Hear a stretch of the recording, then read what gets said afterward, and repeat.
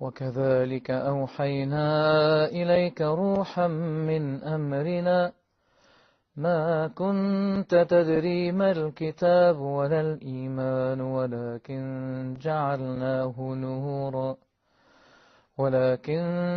جعلناه نورا نهدي به من نشاء من عبادنا وإنك لتهدي إلى صراط مستقيم صراط الله الذي له ما في السماوات وما في الأرض ألا إلى الله تصير الأمور.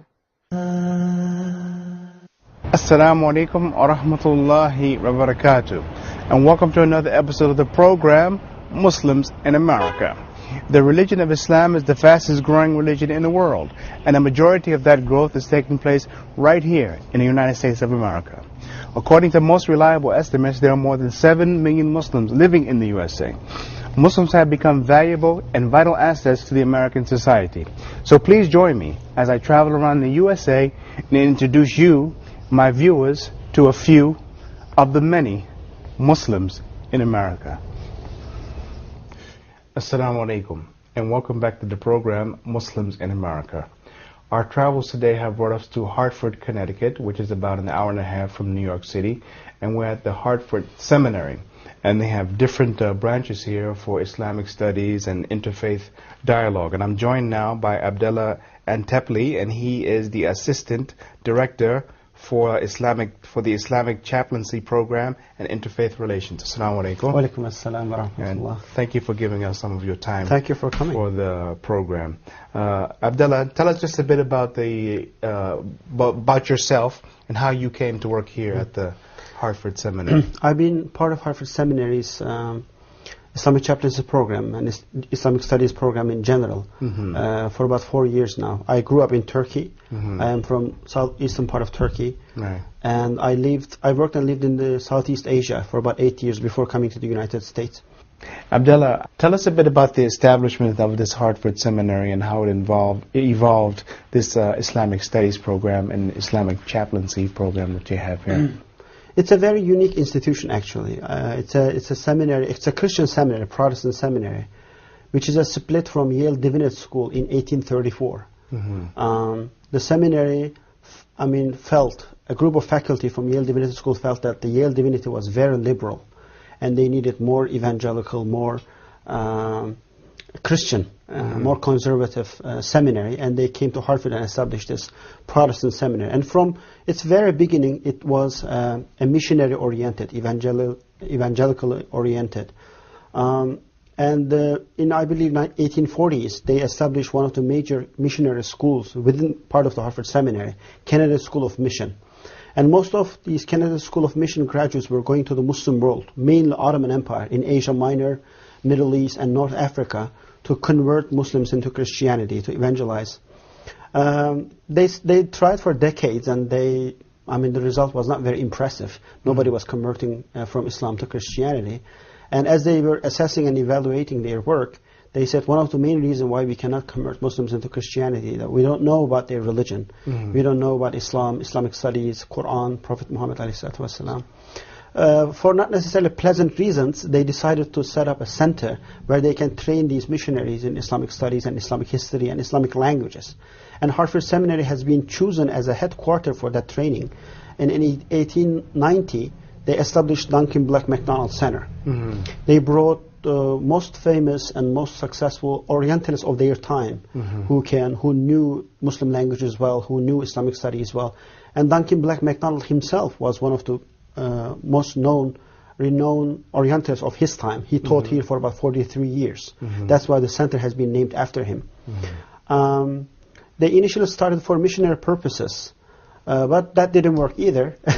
In 1930s and 40s, they saw that still the number of people who are converting all these efforts from Islam to Christianity was very, very low. As a matter of fact, in 1940, the report shows that the number of missionaries who converted to Islam while they were there is a lot more than people. So wait a minute, you mean the missionaries who went out to convert people to Christianity were actually becoming Muslim? Yes. MashaAllah. Yes. I mean, it's very... And it's in their own records? Yes, it's in the library. I can show you. Yeah. And when they go there, after their training in Harvard Seminary, they are writing letters from different cities of Turkey, Syria, North Africa, Saudi Arabia, saying, well, these people are people of faith. These people are people of God. I mean, why are we here to convert them? They already have this wonderful relationship with the divine, with their puzzle. And through their interaction with the different Muslim communities where they were serving as missionary, they got inspired and they converted to Islam. The number of missionaries converted to Islam is a lot more than number of people actually converted. That's why they ended up converting Eastern Christians, Armenians, Assyrians, Orthodox Catholic Eastern Christians into Protestant religion, which resulted many Protestant Eastern churches in that part of the world. But the institution itself later on converted itself. In 1940s, they gave up all their missionary ambitions. It wasn't unique to Harvard Seminary. All the evangelical churches and seminaries, they lost momentum because nobody was interested anymore. There was a major decline in the church attendance. There was a major decline in the demand of priests. So a lot of seminaries suffered. Thousands of seminaries just went into bankruptcy because they weren't receiving enough number of students, and they just basically closed. Just to give you an example, in 1940s there were about more than 1,200 seminaries. Seminary means like a faculty of it's a school of theology and kulli of religion in the Muslim world, or in Turkey, as we say, ilahiyat faculty, where they train priests and they give theological education. In 1940s, there were more than 1,200 of them. But right now, including Canada and the United States in North America, there are only 243 of them. Many of them lost business. Right. But when they were losing this business and the missionary ground, they said, the institution said, what are we going to do with this Islamic studies program? We have more than a century-old relationship with the Muslim world, and we have a wonderful library and the program. And they decided to convert the program into an academic program, no more missionary, where they give degrees, in MA and PhD degrees in Islamic studies. That's where now the Islamic studies program at Harvard Seminary was born. And this is the first, one of the earliest in the United States, where Islam is being taught as a religion. If you go, we have more than 3,000 universities in the United States, and all the major universities, they somehow teach Islam, but majority of them teach Islam under Middle Eastern studies or international relations or policy making studies, etc. They don't necessarily teach Islam as a religion. This is one of the very few institutions where Islam is taught by Muslims themselves as a religion and theology. Alhamdulillah. And how did you come to work here? Well, I was working in the Southeast Asia as a relief worker. I was working for a non-governmental organization, Muslim NGO, working with the educational institutions and orphans in Burma, Myanmar. And I came as a special student to the University of Pittsburgh in 1998. And as soon as I arrived, of course, I just checked the closest mosque in town, and the Islamic Center of Pittsburgh. They were looking for volunteer chaplains who would go to the the American prisons, because there was a huge demand from American prisons looking for preachers, for da'is, would come and teach Islam to these inmates.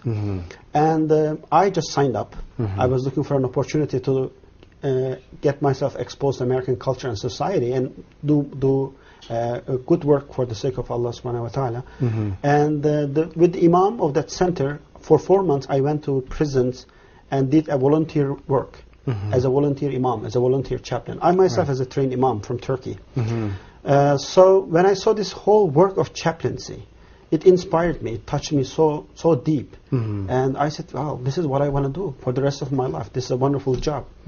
I was already doing it in Southeast Asia, but doing it as a well-defined, clearly explained, respected profession, that was very new to me. Tell us a bit about the chaplaincy program and the prison system, because there's a lot of misconceptions about Muslims in the prison systems, and I'd just like you to clear that up, as opposed to people thinking that Muslims are going to prison, as opposed to people who are in prison becoming Muslim. That's a myth that needs to be, I mean, cleared out, really, globally, unfortunately, not only in the United States. Yes, there is a significant number of Muslims in the American prison system, but this doesn't mean that Muslims are more violent than other Americans. That's why they end up in prison. That's not the case. Because majority of these inmates, they embrace Islam. They welcome Islam into their life while they're in the prison system. One has to study African American experience in this country, and how Islam as a significant component of African American culture in the society, and how African American Islam in the society nourished through Elijah Muhammad, Nation of Islam, and then Malcolm X, and the majority of Muslims within the African American Islam, they shifted. They came from Nation of Islam to Orthodox, Ahl Sunnah wal JamiI Islam. That history has to be known in order to understand the clear picture. Right. Islam, a lot of African Americans in the 20th century, they felt that they have cultural, spiritual, deep roots in this tradition, and they were attracted by Islam, and then they converted in large numbers. This is a very unfortunate reality that the majority of inmates, prison population in the United States are African Americans. But I mean, also you may know a bit about. Talk a bit about the environment that some of these people come from that are in the prison, and what that prison environment, that prison life is like. Maybe some of our viewers don't understand that. Yes, that's another myth. I mean, why the majority of inmates are African Americans? Are they more violent than others? That's not the case at all. It's the system, unfortunately, produces this kind of consequences and unfortunate outcomes for African Americans. Most of these inmates, they end up being born in the city urban system where the life is so harsh, and the access into a good education, healthy environment, healthy family life, good jobs almost not exist. So they basically just come to the world with a lot of minuses already. They start the whole race way from, behind. They end up dealing with a lot of minuses. Before they get into plus or one or two, they lose most of their creative energy. The whole environment, the whole system of this ghettos or slums in the United States American urban setting, it's almost very difficult, if not impossible, to produce healthy individuals, healthy, productive citizens in that environment. You cannot blame those individuals who grew up in that society, in that environment, and end up being in jail. And also, even though since civil rights movements, American society is sort of becoming multicultural, more diverse, and trying to tolerate ethnic, racial differences. But still, there is a new Harvard survey saying for any given condition, exact same condition, it is 6 times more likely that the police will arrest African American guy that he will not arrest anybody else.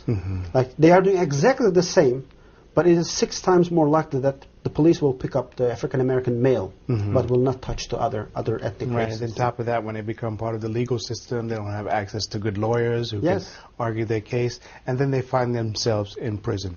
What is the prison life like? You visit the prison, you go into the prison. What is that life like in the prison? Well, I wouldn't even wish to my enemies, as we say in Turkish, that it's a harsh life. Unfortunately, it is a very unpleasant environment. I think what makes human beings are intellectual and physical freedom. Once that has been taken from you, you lose your freedom. You lose a lot of things: your honor, your dignity, your self-confidence, your trust, and your respect to yourself. Everything has been. You are subject to a certain paramilitary system where you are expected to live a life under the authority of some other system. It is.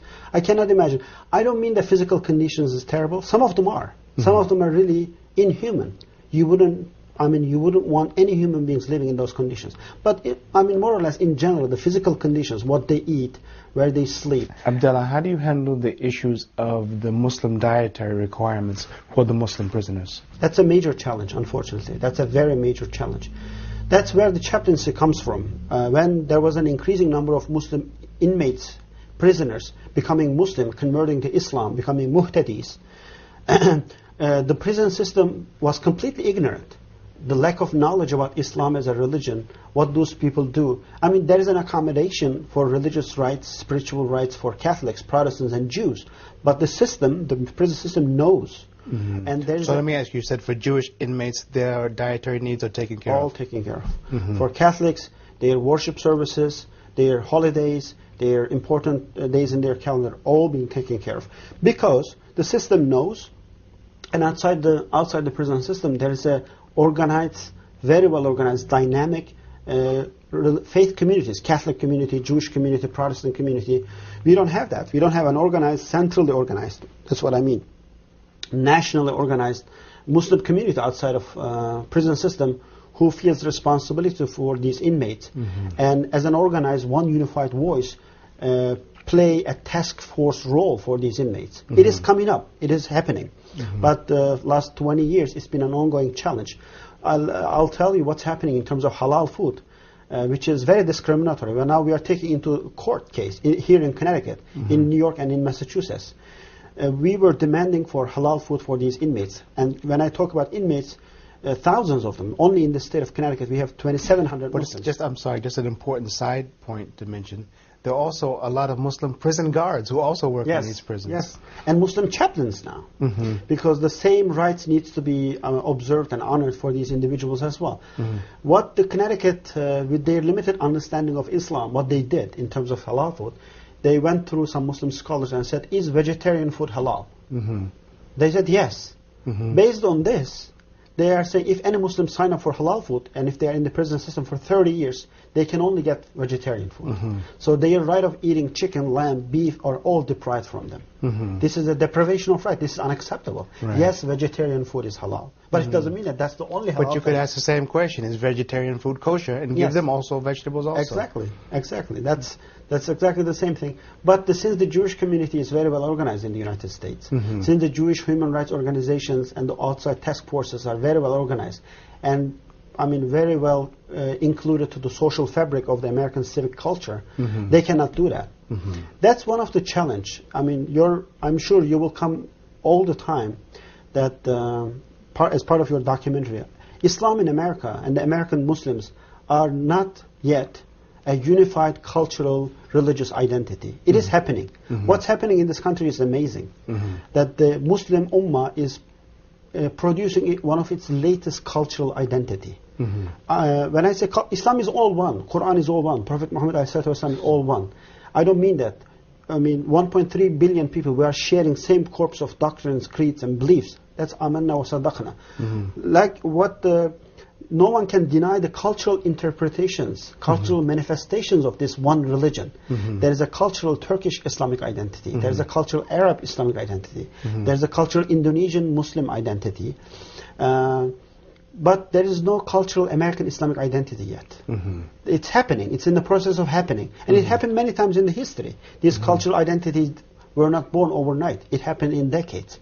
It's a painful birth happening in the United States, that Muslim reality in this country is an ethnic reality. There is a divided, troubled pockets of different ethnicities.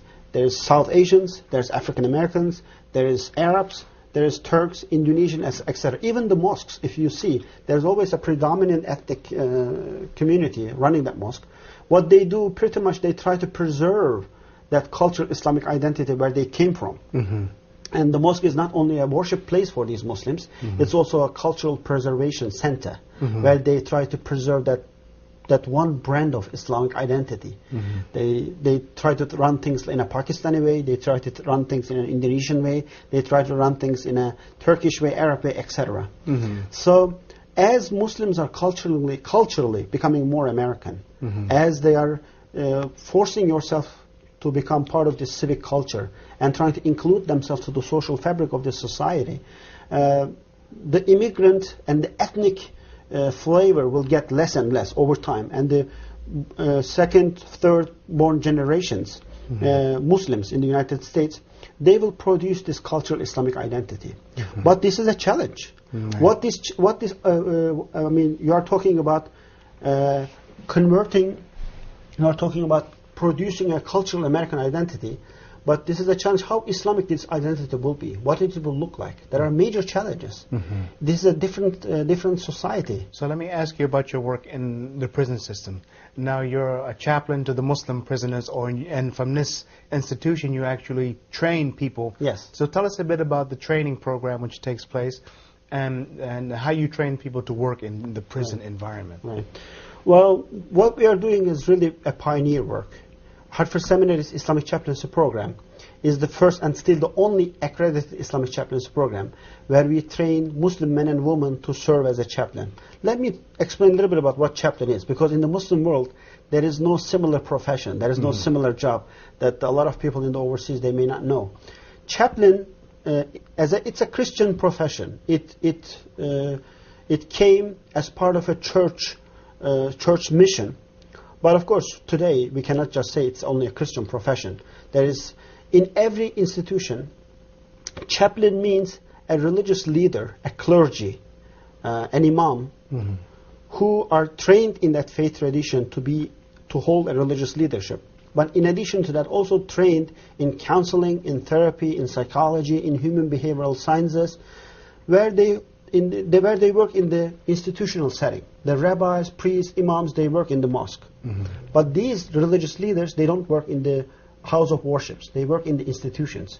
They work at hospitals, college campuses, prisons, army, fire department, police department, even now many major factories, like major corporate companies, like Microsoft and Ford and Chrysler, they are hiring chaplains. So it's a religious leadership, but not necessarily in a clerical way. What we do here, we train Muslim men and women, both in Islamic studies.